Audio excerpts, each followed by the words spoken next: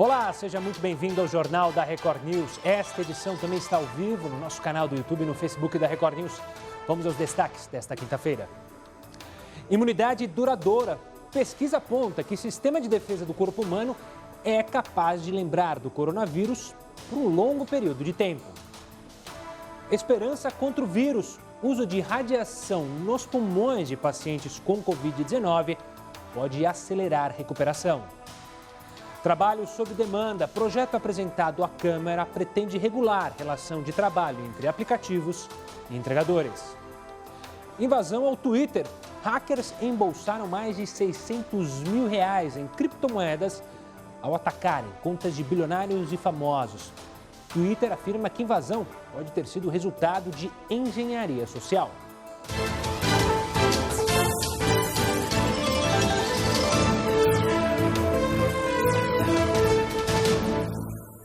E a Polícia Federal indiciou o ex-governador de São Paulo, Geraldo Alckmin, por lavagem de dinheiro, Caixa 2 e corrupção passiva. A investigação se baseia em delações premiadas de ex-executivos da Odebrecht. Segundo a Polícia Federal, as informações reveladas indicam a prática de cartel nas obras do metrô e do Rodoanel. Além do ex-governador, o ex-tesoureiro do PSDB, Marcos Monteiro, e o advogado Sebastião de Castro também foram indiciados. No Twitter, o PSDB afirmou que Alckmin é uma referência de correção e retidão na vida pública e tem toda a confiança do partido. A população do Brasil deve encolher em quase 50 milhões até o fim do século. A previsão foi feita por pesquisadores da Escola de Medicina da Universidade de Washington. O novo mundo. Essa foi a descrição de um estudo realizado em Washington. De acordo com pesquisas, no fim do século, as populações serão mais enxutas e idosas. Para os pesquisadores, depois de alcançar um pico com 9 bilhões e 700 milhões de pessoas, a população global vai começar a encolher. Isso deve acontecer a partir de 2064. Em 2100 deve chegar a 8 bilhões e 800 milhões. De acordo com o estudo, isso acontece como resultado de um aumento no acesso à educação e no acesso a métodos contraceptivos em todo o mundo. E a tendência é que esses resultados se repitam em 183 dos 195 países e também afetaria o Brasil. Os pesquisadores dizem que a queda na quantidade de filhos por família aqui no Brasil deve se intensificar nas próximas décadas. E em 2100 a população brasileira chegaria a 164 milhões de brasileiros. Seriam 50 milhões de pessoas a menos, já que atualmente são quase 210 milhões de brasileiros. Ao mesmo tempo em que a taxa de natalidade vai diminuir, a estimativa de vida dos brasileiros pode saltar de 76 anos para uma média de 82 até o fim do século. Uma população mais velha, assim como no Japão. O estudo ainda revela que a fatia da população com mais de 65 anos vai ser bem maior do que a com menos de 20. As consequências disso serão sentidas principalmente na economia. A queda na proporção de jovens pode significar um declínio da força de trabalho e trazer desafios econômicos para o país. Estados Unidos, Reino Unido e Canadá acusaram a Rússia de usar hackers para tentar roubar informações sobre vacinas contra o coronavírus que estão sendo desenvolvidas. Uma declaração conjunta dos três países atribuiu os ataques a um grupo de hackers chamado APT-29. Para os ingleses, eles estão agindo com o apoio do governo russo para conseguir dados de universidades e farmacêuticas estrangeiras.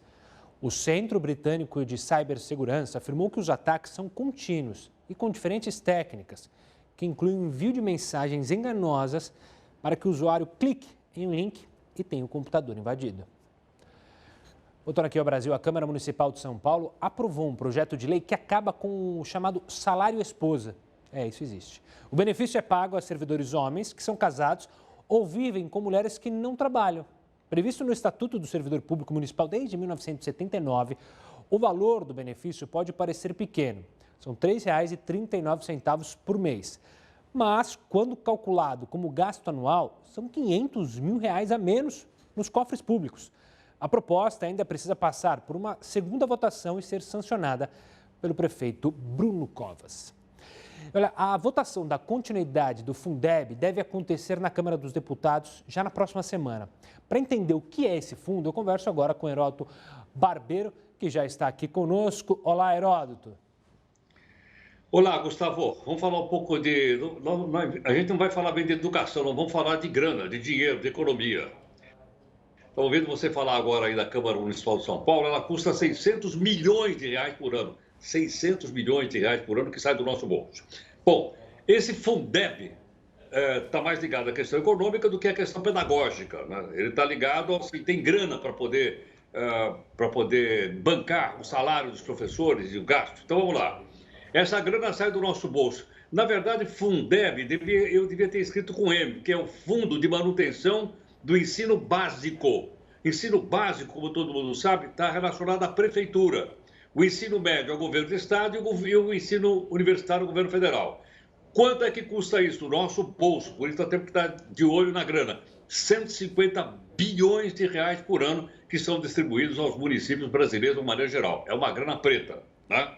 Bom, ocorre o seguinte, dessa grana toda, da onde vem esse dinheiro? Vem da arrecadação do nosso imposto que a gente paga. Onde que a gente paga?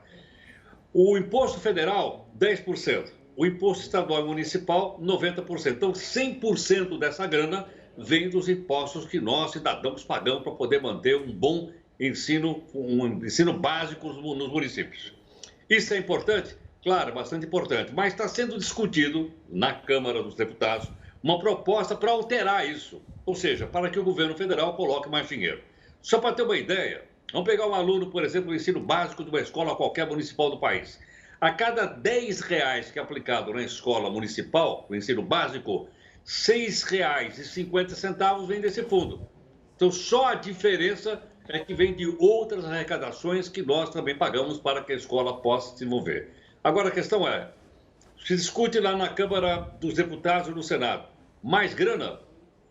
Da onde vai sair esse dinheiro? É uma questão também que a gente discute. Então, o debate é, tem que pôr mais dinheiro ou tem que pôr mais gestão? Ou tem que pôr os dois simultaneamente? Ao mesmo tempo mais dinheiro e ao mesmo tempo mais gestão. É uma questão que está na mão dos nossos deputados federais, do nosso senador, então nós temos que mandar um recadinho para eles para que a gente possa ficar de olho para que a nossa escola seja de melhor qualidade possível. Para que a gente possa, inclusive, Gustavo, melhorar a nossa participação nos rankings de escola do mundo inteiro, que infelizmente não é boa. Infelizmente não é boa. Precisamos melhorar muito. É isso aí. Valeu, Heroto. O Heroto tem propriedade para falar disso, é professor, então tem mais ainda propriedade para falar sobre esse assunto, sobre a preocupação nossa com a educação. Daqui a pouco, Heroto, volta. Óbvio que não dá para falar que a pandemia trouxe coisas positivas, isso é fato. Só que olha que dado interessante, um levantamento aponta que mais de 1 milhão de pessoas pararam de fumar no Reino Unido após o início da pandemia. Parar de fumar durante uma pandemia não parece uma missão fácil. Insegurança econômica, medo de contrair a doença, isolamento social não formam um cenário favorável para essa tarefa, certo? Não para os britânicos. Uma pesquisa feita na University College London mostrou que o número de pessoas que pararam de fumar desde o começo de 2020 é o maior já registrado. A equipe da universidade ouve 1.000 pessoas por mês sobre seus hábitos de fumo desde 2007. Em 2020, 7,6% dos entrevistados afirmaram que largaram o cigarro. Essa porcentagem é 30% maior que a média registrada até então. Outro estudo que reforça essa conclusão é um realizado a pedido da organização britânica Action on Smoking.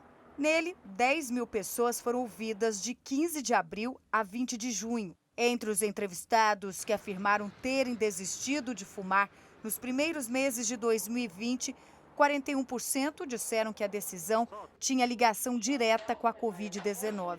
Especialistas acreditam que a decisão foi influenciada pelos alertas amplamente divulgados que relacionam o uso do cigarro a complicações em casos de Covid-19.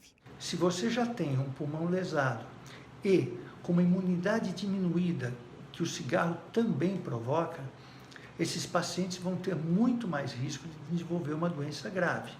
Tanto que estudos mostram que os fumantes têm até 2 vezes chance de desenvolver uma doença, um Covid-19 mais grave. e tem até 3 vezes chance de necessitar de UTI. Outro aspecto que pode ter contribuído para essa queda no número de fumantes é o próprio isolamento social. Isso porque eventos sociais costumam servir como estímulo ao uso do cigarro. E na pandemia, festas, reuniões, idas a bares e baladas foram proibidas. Espero que você que ainda fume use essa reportagem para incentivar e, quem sabe, parar de fumar. Agora a gente vai falar dos assintomáticos. Pois é, que estudos reforçam que a ausência de sintomas do coronavírus não significam que os infectados estejam livres de danos. O maior perigo dos assintomáticos não é apenas transmitir o vírus sem saber, como muitos pensam, mas sim chegar tarde demais ao hospital. Os pesquisadores afirmaram que muitos pacientes com Covid-19 no estágio avançado não têm nenhum traço da doença respiratória grave e não apresentam os sintomas típicos de pneumonia, como uma severa falta de ar ou então febre, e até que eles entram num colapso e acabam morrendo repentinamente. Estudos apontam que a falta de sintomas é comum em outras infecções virais, mas a diferença para o coronavírus é que o quadro da doença ele pode ser acompanhado de danos em diversos órgãos do corpo. A Covid-19 ainda está cercada de mistérios. 2 pessoas com exatamente o mesmo perfil demográfico e de saúde podem expressar o vírus em intensidades completamente opostas. Por isso, uma das melhores formas de controlar o contágio é criar tratamentos e vacinas e saber como a carga viral afeta diferentes pacientes. A falta de sintomas pode acarretar riscos tanto para os indivíduos infectados quanto para o restante da população. As recomendações atuais incentivam os pacientes assintomáticos a ficarem em casa. Isso pode ampliar ainda mais o risco da chegada tardia ao hospital e também de uma morte súbita. Estima-se que cerca de 40% a 45% dos pacientes infectados com a Covid-19 são assintomáticos, uma carga viral tão alta quanto aqueles que desenvolvem os sintomas da doença. Acrescentando a isso uma taxa de 20% de falsos negativos em exames de imagem, o problema se torna ainda mais grave. Olha só, 100% da frota de ônibus daqui da cidade de São Paulo vai voltar a funcionar. A decisão foi tomada pelo Tribunal de Justiça. O desembargador Fernando Borba Franco atendeu a um pedido feito pelo Sindicato dos Motoristas e Trabalhadores em Transporte. Eles explicaram que a redução da frota provocou a aglomeração dentro dos veículos. Isso era óbvio, você que é trabalhador já viu. Agora, a Secretaria Municipal de Transportes tem 48 horas para acatar a determinação. Em caso de descumprimento, a multa é de R$50 mil por dia. E olha só o que essa outra prefeitura fez. A Prefeitura de São José do Rio Preto determinou o fechamento de supermercados durante os 2 próximos fins de semana. A medida é uma tentativa de controlar a disseminação do coronavírus.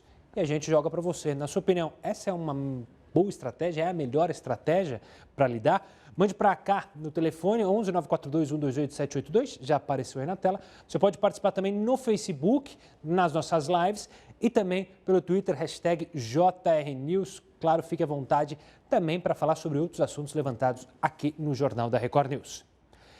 E a Federação Paulista de Futebol divulgou hoje as datas e os horários das últimas rodadas do Campeonato Paulista. Anote aí na agenda. O Paulistão já tem dia e horário para acabar. O anúncio da tabela final do estadual foi feito nesta quinta-feira pela Federação Paulista de Futebol. A volta oficial da competição acontecerá às 4h30 da próxima quarta-feira, com o jogo entre Ituano e Ferroviária. No mesmo dia, o Santos recebe o Santo André e o Corinthians faz o derby contra o Palmeiras. O São Paulo joga na quinta-feira contra o Bragantino. A última rodada vai reunir todos os 8 jogos às 4h do domingo, dia 26. Vários clubes devem jogar em outras cidades por conta das restrições dos órgãos de saúde. O Guarani vai receber o São Paulo na Vila Belmiro e o Novo Horizontino vai ser o mandante contra o Santos na Arena Corinthians. As quartas de finais, que serão em jogo único, estão previstas para 29 de julho, enquanto as semifinais, também apenas em jogos de ida, foram marcadas para 2 de agosto. As 2 partidas das finais serão dias 5 e 8 de agosto. O segundo confronto da decisão, aliás, pode coincidir com o início do Campeonato Brasileiro, previsto para começar entre 8 e 10 de agosto. Vamos continuar falando de futebol porque teve campeão hoje. Real Madrid é o grande campeão espanhol. O time merengue venceu o Villarreal e garantiu o 34º título nacional de sua história. Nessa quinta-feira, o Real Madrid venceu o Villarreal por 2-1 pela 37ª rodada do Campeonato Espanhol. E aí garantiu o 34º título nacional da história dele. O grande herói desse título só poderia ser ele, Karim Benzema. Aos 29 minutos do primeiro tempo, Casemiro roubou a bola no meio e entrou para Modric, que abriu o passe para o francês finalizar por baixo das pernas do Asensio. No segundo tempo, Zizou mexeu no Real, trocando Rodrigo e Hazard por Asensio e Vinícius Júnior, para tentar buscar o segundo gol e matar o jogo. E ele veio numa cena que se tornou típica nas últimas semanas da La Liga, um pênalti polêmico marcado em cima de Sérgio Ramos. Na cobrança, o próprio Ramos pediu a bola e na hora de chutar, rolou para o lado e Benzema chegou marcando. No entanto, o árbitro anulou a invasão do francês.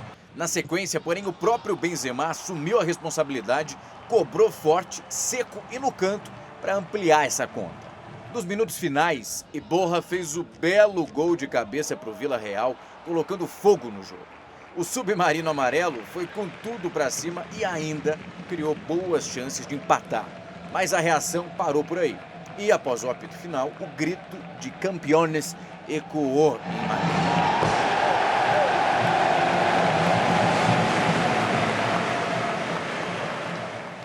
Pena que a festa teve que ser em estádio vazio. Mudando de assunto, o risco de infarto aumenta em 30% durante o inverno. O alerta é do Instituto Nacional de Cardiologia. Você vai ver algumas dicas na reportagem sobre como evitar o problema durante essa época do ano. Além de gripes, alergias e a Covid-19, é preciso se preocupar com os riscos das doenças circulatórias. O aumento no número de infartos durante o inverno, ele acontece porque as baixas temperaturas fazem com que os vasos sanguíneos fiquem contraídos. Em resposta ao frio, o organismo tenta manter a temperatura do corpo, liberando alguns hormônios. Eles são responsáveis pela diminuição desses vasos. Os nossos pés, mãos, nariz, orelhas, ou seja, as nossas extremidades, elas acabam ficando mais frias devido a essa contração arterial. Essa contração, ela acaba gerando uma resistência maior para o coração. Então, o coração ele precisa fazer mais força para trabalhar. Isso também pode gerar um aumento da pressão arterial. E esses dois mecanismos associados podem fazer com que uma placa de gordura que exista no coração e que esteja estável, ela instabilize e forme um coágulo, e gerando assim um infarto. Os idosos e pessoas com doenças na artéria coronária têm mais risco de sofrer um infarto. Essa artéria é responsável por levar o oxigênio e nutrientes para o coração. Uma coisa que pouca gente sabe é que o infarto também ele está muito associado com infecções virais. E a principal das infecções virais que nós conhecemos é a gripe. Então, sempre que possível, tomar a vacina da gripe.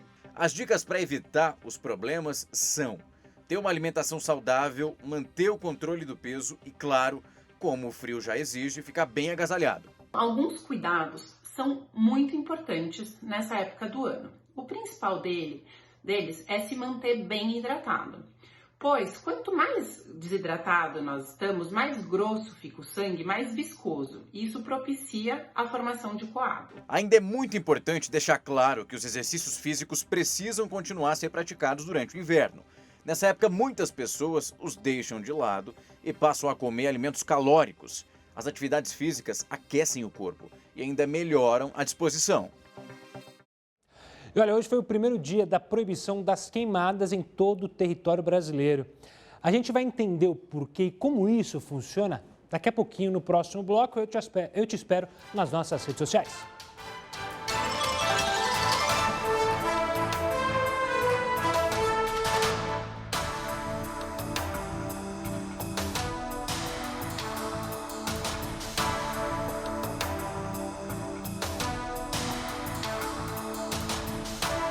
Estamos no ar, hoje estamos perguntando sobre essa medida da Prefeitura de São José do Rio Preto de fechar os supermercados durante os finais de semana. A Denise, que é de Floripa, diz o seguinte: olha, acho que deveriam fechar os bares. e locais onde as pessoas ficam paradas e aglomeradas, não supermercados. Está aí a Denise com a opinião dela já registrada aqui na nossa enquete do dia.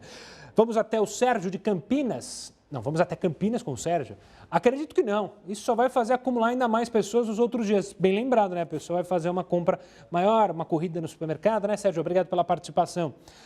Ana do Rio de Janeiro diz, não acho que seja uma boa medida. O mais prudente seria controlar a quantidade de pessoas que entram para fazer compras e aí deixar espaçado ali as pessoas dentro do local, né, Ana? Obrigado pela participação. Vamos até Recife com o Joaci? Não, os governantes só sabem prejudicar a população e os comerciantes. Valeu, Joaci, obrigado pela mensagem. O Júlio de Joinville? Não, aliás, não existe nenhuma estratégia comprovada. Nova York teve a maioria dos seus infectados durante o lockdown. Está aí o Júlio com a sua participação. Concordo com a parte do... São estudos iniciais sempre, né? Então é muito difícil dizer, essa medida dá certo ou não dá. O importante é reduzir, aumentar o espaço entre as pessoas para evitar qualquer tipo de contato. Fernando de Novo Horizonte, quanto mais eles restringem, mais as pessoas se aglomeram nas poucas horas em que o comércio fica aberto. De fato, obrigado pela participação, Fernando. Vamos dar uma passada no Face. Ariovaldo Passos manda pra gente, jornal que dá gosto assistir. Que bom, Ariovaldo, obrigado pelo elogio. Aninha Miranda mandando uma boa noite a toda a nossa equipe, uma boa noite, ela fala de Natal, não esqueçam de mandar a cidade.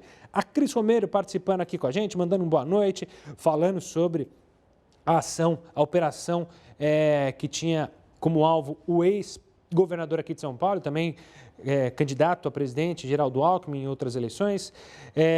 Ela fala também que não estamos protegidos na internet. É verdade, tem que ter muito cuidado. Se até gigantes como Barack Obama, como Kanye West, o cantor de rap, sofreram com essa invasão de hackers, imagine nós, que não temos todo um preparo assim, para entender com isso, não tem uma equipe trabalhando com você no seu Twitter, né? Léo Melo, sobre a pergunta do dia, quanto menos dias de funcionamento, mais aglomeração de pessoas nos dias de funcionamento. Ele mandou um fato. A Sofia mandando mensagem lá de Curitiba, lá deve estar frio, hein? Uma boa noite, Sofia, para você. Boa noite para o Léo Melo, que fala de Maricá, do Rio de Janeiro. Para Ivânio Mena, que sempre participa aqui, tem até selinho de super fã lá das Alagoas. Antônio José Loyola mandando uma boa noite de Fortaleza. Se a gente foi para o frio de Curitiba, agora a gente vai um pouquinho lá para o nosso Nordeste, que lá sim, sempre uma temperatura agradável. A Ivânia, ela disse que não acredita que venha dar certo fechar o supermercado no final de semana. A maioria das pessoas estão concordando com essa possibilidade aí, com essa opção que vocês estão falando, né? A Toninha de Santa Bárbara de Oeste, um forte abraço. Em 15 segundos a gente está de volta na tela da sua TV e daqui a pouquinho eu volto aqui, tá bom?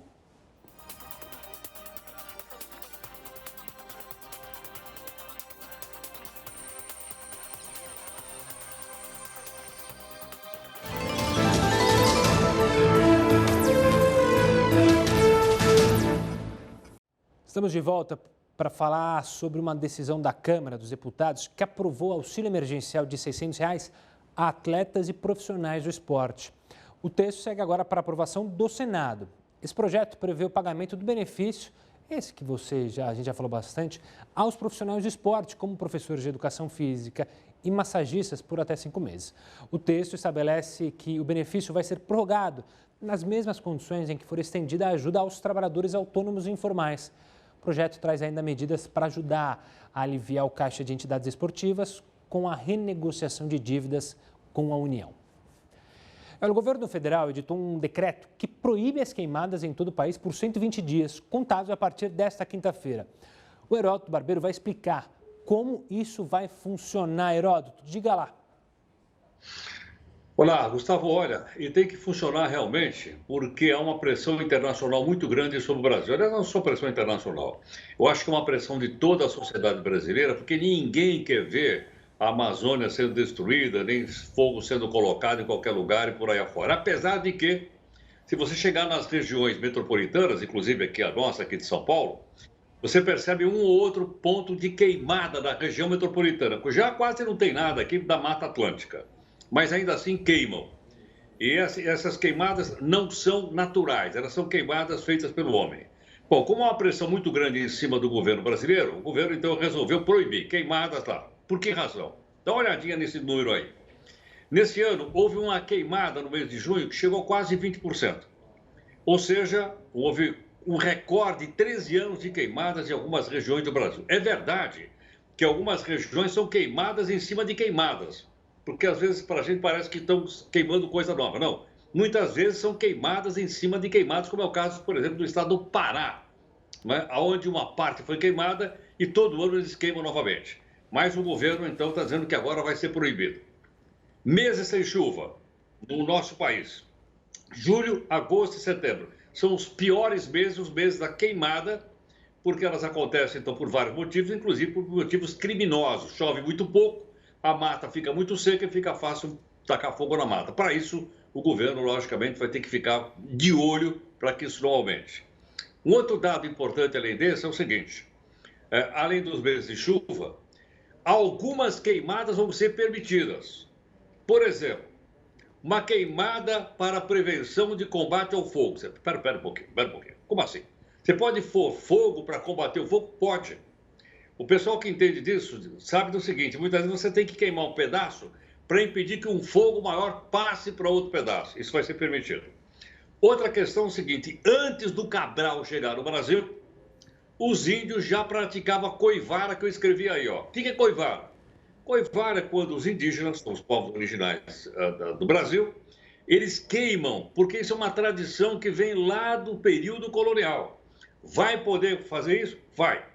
Logicamente que dentro de uma determinada situação. Mas os indígenas vão poder continuar queimando a terra, ou queimando a mata, porque isso vem, como eu digo, desde o período colonial brasileiro. Isso vai ser permitido. E assim também como queimadas para atividade de pesquisa científica. Então, nesses 3 casos, são os 3 principais, elas serão permitidas no nosso país. Bom, para isso, logicamente, né, não basta só idealismo, tem que ter pressão. Pressão de quem? Agronegócio. Por quê? Porque tem muito país europeu dizendo o seguinte, não vou comprar mais soja de vocês não, vocês estão derrubando a Amazônia. Não vou comprar mais carne dos frigoríficos brasileiros. Por quê? Porque vocês estão derrubando a floresta para fazer capim, ou para plantar capim. Esse é o primeiro ponto. Então há uma pressão do agronegócio, há uma pressão dos compradores internacionais em cima do agronegócio, dizendo que se não for auditado a gente não vai comprar. E, claro, também há uma pressão de ambientalistas, de uma maneira geral, que é um pessoal que luta pela manutenção do meio ambiente. Isso tudo já está acontecendo? Já está acontecendo. Mas precisa de grana para isso tudo. Quanto vai custar? O nosso bolso. Claro, somos nós que vamos bancar, como sempre. Nós vamos pagar, então, 60 milhões de reais. O governo já destinou 60 milhões de reais. E olha, Gustavo, vamos esperar, então, que a gente possa chegar esse ano com menos queimadas do que nós tivemos no ano passado. Estamos falando só de queimada, hein? Não estamos falando de derrubada da mata, não. Para derrubada é um negócio mais complexo, muito maior, né? Aonde certamente nós vamos precisar da participação das Forças Armadas, sem o que vai ser muito difícil, haja vista que uma boa parte do nosso território está dentro daquilo que a gente chama de Amazônia Legal. E que eu acho que nós, por cidadania, né, e por respeito ao meio ambiente, temos que lutar para que ela seja preservada. Esse aí é um passo importante, Gustavo. Boa, Heródoto. Obrigado pela participação. Daqui a pouco o Heródoto volta aqui nessa edição do JR News com outros assuntos. A gente vai falar de um projeto de lei apresentado à Câmara dos Deputados que pretende regulamentar a relação de trabalho entre aplicativos e entregadores. A gente mostrou durante os últimos dias um protesto dos entregadores. E daqui a pouco, no próximo bloco, a gente vai conversar com a deputada autora desse projeto para entender o que é de fato esse projeto. Enquanto isso, eu te espero nas nossas lives.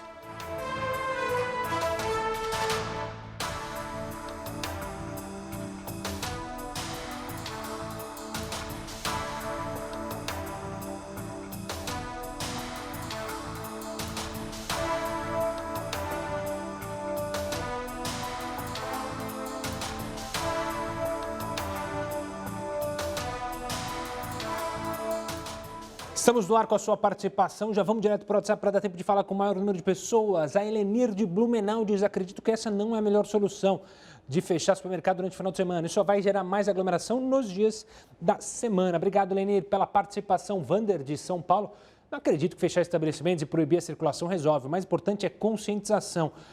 E isso está difícil também, né, Vander? A gente mostrou mais cedo, eu mostrei no Link News, casos de agressão a motoristas de ônibus que falam para os passageiros usarem a máscara, eles são agredidos. E aí a gente fala de conscientização, Fica difícil, né?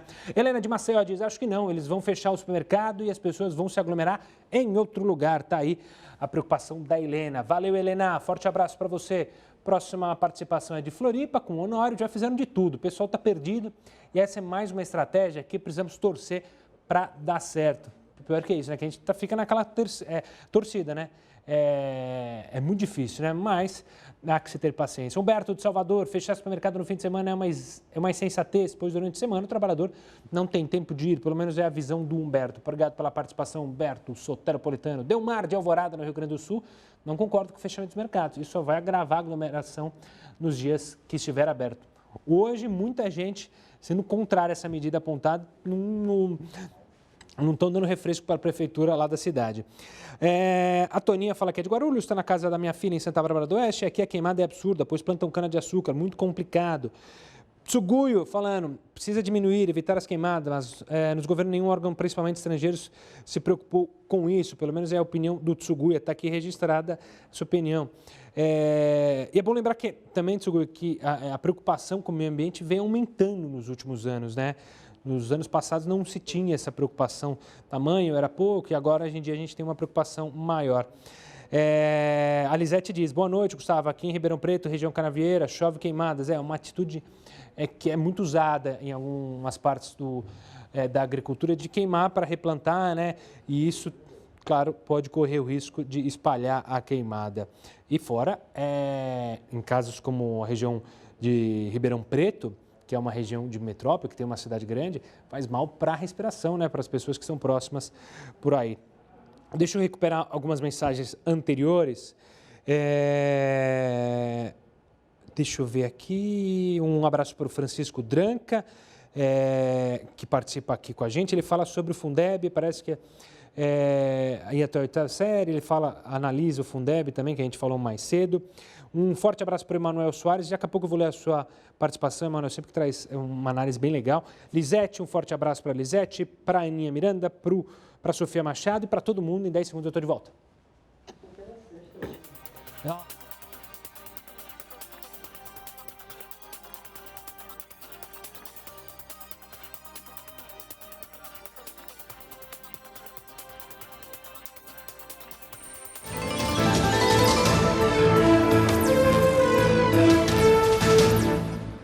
Olha só, um projeto pretende regular a relação entre trabalhadores de aplicativos, quem fazem entrega, e as plataformas de serviço. Quem vai explicar para a gente é a própria autora do projeto, a deputada Tabata Amaral, do PDT de São Paulo. Deputada, obrigado pela participação aqui conosco mais uma vez. Deputada, eu queria que você explicasse o objetivo desse projeto e entender, porque ao que parece é um meio termo entre os profissionais CLTs e os profissionais autônomos. É meio nessa linha mesmo? Boa noite, Gustavo. Boa noite a todos e todas que nos acompanham.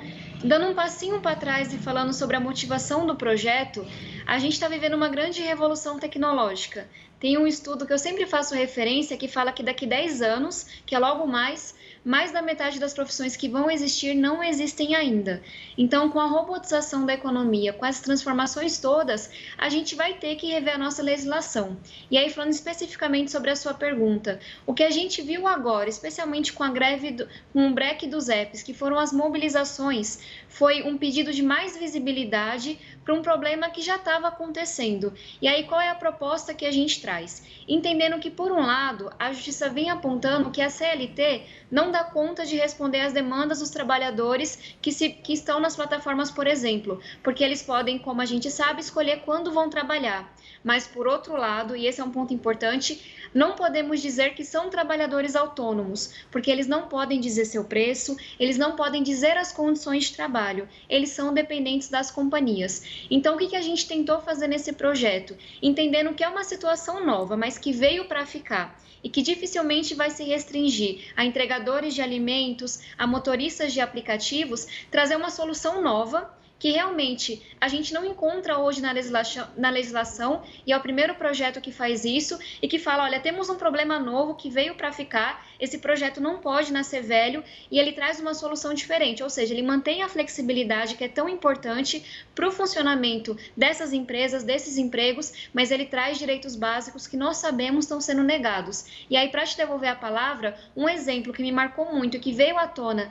especialmente com o break dos apps, foi de uma análise que mostrou que pessoas que estão trabalhando com suas bicicletas, por exemplo, têm que trabalhar 12 horas por dia sem descanso para receber menos de um salário mínimo. Então, a gente precisa fazer essa discussão.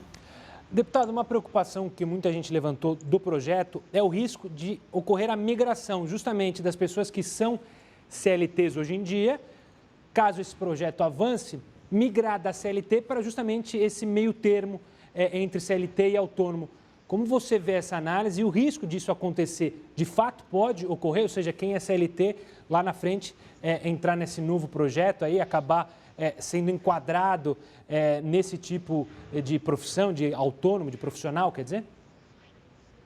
Gustavo, essa foi uma preocupação que nos guiou ao escrever o projeto e é por isso que a gente cria uma nova categoria. Então, a gente coloca algumas coisas que delimitam de qual trabalho estamos falando, e a gente chama de trabalho sob demanda, ou seja, o trabalhador ele vai poder dizer diariamente se quer ou não trabalhar, como acontece hoje, quando ele quer trabalhar, quantas horas ele quer trabalhar. Então, ao trazer limites para essa relação, ou seja, ele tem autonomia no momento que ele decide, vou fazer uma entrega, mas a gente sabe que ele não tem autonomia para definir qual é o preço do seu serviço, o que a gente tenta criar é de fato um novo tipo de trabalho. Então, eu não vejo uma maneira como pessoas que se enquadram hoje na CLT poderiam se enquadrar nesse novo tipo. Agora, um ponto importante é que eu acho que esse novo tipo, ele veio para ficar. São hoje 4 milhões de trabalhadores, mas, de novo, não é só um fenômeno da pandemia. É toda uma revolução que está acontecendo nas relações de trabalho, na nossa economia, que a gente tenta apresentar uma solução. E aí, por isso que é tão importante deixar bem delimitado o que é esse trabalho sob demanda, que fica entre a CLT, que fica entre o trabalho autônomo, e aí colocar quais são os direitos básicos desses trabalhadores e, inclusive, trazer segurança jurídica para as empresas. E algumas delas vêm apontando que o projeto ele é muito equilibrado justamente por isso, porque ele entende que não é nenhuma coisa nem outra, a gente precisa de uma solução nova. E ao trazer quais são os direitos básicos, qual é a obrigação das empresas, a gente dá a elas uma segurança jurídica que hoje não existe. Então, aqueles trabalhadores que têm acesso à justiça, que nós sabemos que são poucos, estão de uma forma muito recorrente e na justiça para perguntar, é CLT ou não é? Então, para as empresas também é importante que a gente delimite quais são as obrigações de cada lado. Deputada, quero agradecer demais a sua participação, explicando esse projeto. Mais uma vez, uma honra conversar com a deputada. Você que está em casa também, mande a sua opinião, o que você achou? O que você acha desse projeto? Eu aposto que você está usando muitos serviços de aplicativo, está acompanhando essa revolução que a deputada mencionou, também está acompanhando o protesto dos entregadores. Manda aqui para a gente, #JRNews e também lá no Facebook, o que você acha desse projeto, se é preciso mesmo trabalhar com isso. Agora a gente fala do Twitter, a gente falou mais cedo, né? O Twitter informou que os hackers que invadiram os perfis de famosos conseguiram faturar R$650 mil com os ataques. A suspeita é que eles tenham conseguido acessos de funcionários do Twitter para aplicar o golpe. As mensagens fraudulentas logo chegaram aos perfis de celebridades, como Kim Kardashian e Kanye West. Bilionários como Elon Musk, Jeff Bezos e Bill Gates também tiveram o Twitter invadido. Os perfis atingidos foram os daquelas pessoas que tinham os maiores números de seguidores. E até empresas como a Uber e a Apple tiveram as contas hackeadas. Todos esses perfis populares sofreram um ataque simultâneo nesta quarta-feira. As mensagens postadas nas redes sociais dos famosos prometiam algo simples. Bastava enviar uma determinada quantia de bitcoins que o dinheiro seria retornado em dobro. É claro que tudo isso não passou de um golpe. Para cair na fraude, era preciso saber usar bitcoins. Foi por isso que muitos perfis associados a plataformas de compra e venda de criptomoedas perderam dinheiro. As transferências desse tipo de moeda não podem ser canceladas ou desfeitas, ou seja, As vítimas simplesmente entregaram dinheiro na mão dos criminosos, sem nenhuma garantia de devolução. Em aproximadamente 3 horas, os hackers conseguiram receber pelo menos R$650 mil. O Twitter informou que o ataque foi feito com engenharia social. São estratégias para explorar uma pessoa. E isso pode ter acontecido neste caso do Twitter de várias formas. Invasores podem ter enviado um e-mail falso para enganar os funcionários do Twitter e roubar a senha deles, ou teriam coagido os colaboradores com a promessa de dividir os ganhos, ou até com uma tentativa de suborno. Todos esses cenários pertencem ao campo da engenharia social. A ação foi contra funcionários específicos, que tinham acesso, digamos assim, exclusivo. Eles podiam mexer no painel administrativo do Twitter, ou seja, tinham senhas capazes de controlar qualquer perfil na rede social. A companhia não detalhou a técnica ou isca usada pelos invasores, mas disse que a investigação ainda está em andamento. Vou falar com o Heródoto mais uma vez, agora do coronavírus, porque o coronavírus tem efeitos colaterais na natureza. Afinal, para onde vão as máscaras, luvas e roupas de plástico que estão sendo usadas diariamente? Conta pra gente, Heródoto. Gustavo, algumas eu já encontrei aí jogadas pela rua. Você já viu ou não? Já vi ali, lixão. Aqui em São Paulo tem vários pontos de descarte irregular de lixo. Mas às vezes, como falta cidadania para alguns de nós jogamos na rua, jogamos na calçada, jogamos na lata de lixo. Aí teve uma avaliação que eu gostaria de mostrar os números, porque eles são inacreditavelmente grandes. São de plástico, né? É o plástico, de novo, inimigo do meio ambiente. Olha só, são descartadas 129 bilhões de máscaras por mês. 129 bilhões de máscaras por mês. Eu tentei fazer a conta por ano, mas ia ficar tão grande que eu ia acabar me perdendo. Então, fico por aí. Outra coisa, são utilizados e descartados 65 bilhões de luvas por mês. Esses dois números que você está vendo aí são números extremamente importantes para a gente entender a natureza. Olha a quantidade. Da onde vem? A maior parte é de onde vem. Vem de hospitais, centros de saúde e o lixo urbano que a gente joga de qualquer forma aí na natureza. Agora, o que é pior é o seguinte, uma boa parte de tudo isso que eu acabei de mostrar aí, esses bilhões, eles vão parar no mar. Infelizmente, vão parar no mar. A gente tinha mostrado até agora um pouquinho aqui umas imagens. Bom, quando chega no mar, qual é o estrago? Vamos mostrar então aí. Começa o seguinte, começa a morrer baleia porque engole plástico, tartaruga porque engole plástico, golfinhos que engolem plástico e vai por aí afora. Tem uma quantidade na cadeia toda do mar completamente atacada pelo plástico. Por incrível, até a alga marinha é associada ao plástico. Então essas são as vítimas. Agora vamos seguir. Bom, e aí? O que nós vamos fazer? Bom, a gente tem que fazer alguma coisa enquanto cidadão, né? Enquanto uma pessoa e tal que usa, por exemplo, máscara. Vamos dar um exemplo então no próximo quadrinho da gente aí para a gente ver o que a gente poderia fazer com isso. Ok ou não? Vamos lá. Primeiro, educação. Vou voltar um pouquinho para trás, só um pouquinho para trás. Vamos voltar no anterior. Primeiro, educação, né, que é fundamental. Segundo, reciclagem. Terceiro, coleta seletiva. Aqui na região que eu moro tem coleta seletiva, mas é uma pequena fração de uma cidade que tem 12 milhões de habitantes. O resto junta tudo e joga no caminhão de lixo. Então, o que fazer?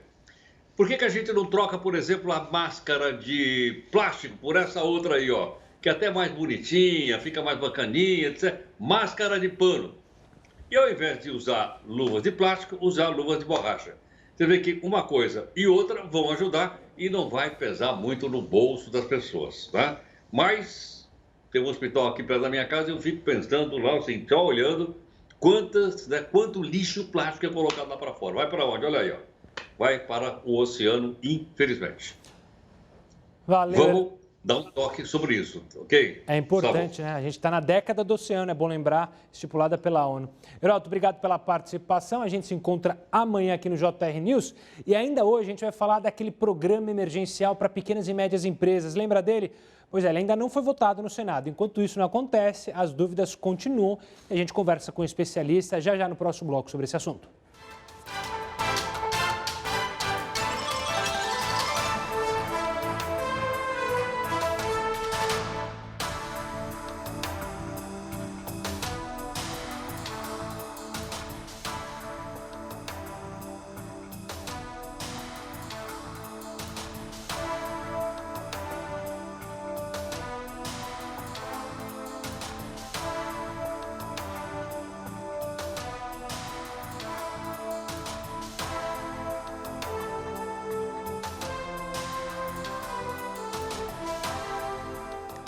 Estamos no ar com a sua participação. Vamos correr para o WhatsApp primeiro para dar tempo de falar com todo mundo, com o Sérgio de Campinas, que diz claro que não, a melhor estratégia seria controlar o número de clientes e observar o uso de máscara por cada um deles. O problema é que essa coisa de observar o uso de máscara está dando uma dor de cabeça enorme, né? A gente já viu inúmeras agressões, eu falei mais cedo aqui no primeiro comercial, no primeiro intervalo, sobre motorista que está sofrendo violência, segurança de loja que é hostilizado. As pessoas acham que o quê, né? Usa máscara, não vai fazer mal nenhum a você se você usar máscara. Vai fazer até bem. Márcio de Belo Horizonte, não, até vale da preocupação, mas deveriam reforçar a higienização e a segurança dos usuários. Obrigado pela participação. Rita de Campinas diz o seguinte, olha, não é a melhor estratégia. Fechando os mercados em uma cidade, a pessoa vai em outra, em que eles estejam abertos. Bem lembrado, Rita. Bem lembrado. Valeu, Rita. Benedito de Macapá, acho uma medida importante, já era para ter acontecido isso há muito tempo. Está aí alguém que pôs uma voz dissonante. Obrigado, Benedito. Está aí, a sua análise está registrada. Valeu. Mário de Porto Alegre, na minha opinião, a melhor estratégia é a prevenção, usando máscara e distanciamento e lavando muito bem as mãos, né, Mário? Obrigado. Forte abraço para o Gaúcho de Porto Alegre. Próxima é a Deise, aqui de São Paulo. Não é a melhor estratégia, mas pelo menos é uma tentativa de controlar a disseminação. Forte abraço para a Deise e para todo mundo que mandou mensagem no WhatsApp. Perdão. O Du Carvalho passando para dar uma boa noite a todos. Uma boa noite, Du. O Joaquim mandou uma bela. O problema nunca foi o canudo de plástico, mas sim o ser humano sem consciência. De fato. Não dá para a gente ficar culpando sempre aquela coisa de tirar o sofá da sala, né? Enfim, enquanto não educar, ele ainda continua, enquanto não educar o ser humano para zelar a natureza, não adianta fazer leis proibindo canudos plásticos ou luvas que não resolve. Tá aí a opinião do Joaquim da Silva. Forte abraço, Joaquim. A Toninha diz, o ser humano sempre será refém dos seus erros, descartes inadequados de máscara é um problema real. E é bom deixar a máscara só para o hospital, porque no hospital há necessidade de se trocar constantemente a máscara. Então, a máscara descartável, deixa só para os hospitais usarem. Não compre a máscara descartável. Ajude um comerciante local aí que está fazendo a máscara, cobrando ali R$5. Você que tem a possibilidade, claro, de comprar essa máscara, compra dele, vai ajudar a economia, vai ajudar você mesmo e evitar a gente fazer esse descarte. Quero mandar um abraço para todo mundo que acompanhou a gente também pelo Facebook. Corre para a TV que a gente tem o último bloco para falar do Programa Emergencial de Crédito. Tchau, tchau.